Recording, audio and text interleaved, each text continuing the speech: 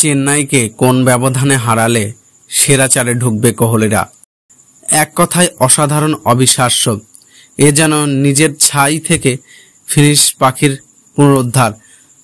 টুর্নামেন্টের প্রথম ৮ ম্যাচে বিরাট কোহলি এবং ফাক ডুপ্লেসিসদের রয়্যাল চ্যালেঞ্জার বেঙ্গালুরু জয় পেয়েছিল মোটে ১ ম্যাচে, কিন্তু এর পরেই বেঙ্গালুরু দেখালো অবিশ্বাস্য প্রত্যাবর্তন। পরের ৫ ম্যাচের দুর্দান্ত জয় তুলে নিয়েছে কোহলিরা।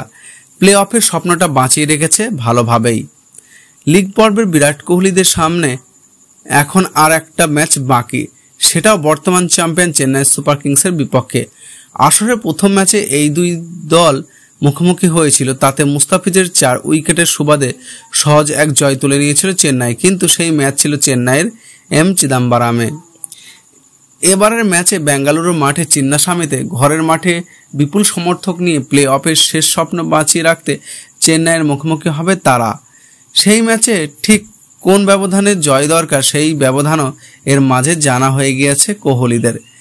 চেন্নাইয়ের বিপক্ষে আগে ব্যাট করতে নামলে অন্তত ১৮ রানের ব্যবধানে জয় দরকার তাদের, আর পরে ব্যাট করলে রান তাড়া করতে হবে 18.1 ওভারের মধ্যে, অর্থাৎ 11 বল বাকি থাকতেই এই দুই শর্তে কেবল চেন্নাইকে টপকে মরশুমের প্রথমবারের মতো শীর্ষে ৪ দলে যাবে কোহলিরা। যদিও পয়েন্টে থাকবে দু দলের 14, তবে কোহলিরা এগিয়ে যাবে নেট রান রেটের সুবাদে। তবে এখানে 14 পয়েন্ট নিশ্চিত করলেও আছে হিসাবের মারপ্যাচ। বেঙ্গালুরুকে তাকিয়ে থাকতে হবে লখনউয়ের দিকে। লখনউয়ের কাছে দিল্লিকে হারতে হবে, অথবা লখনউকে বাকি 2 ম্যাচেই হারতে হবে।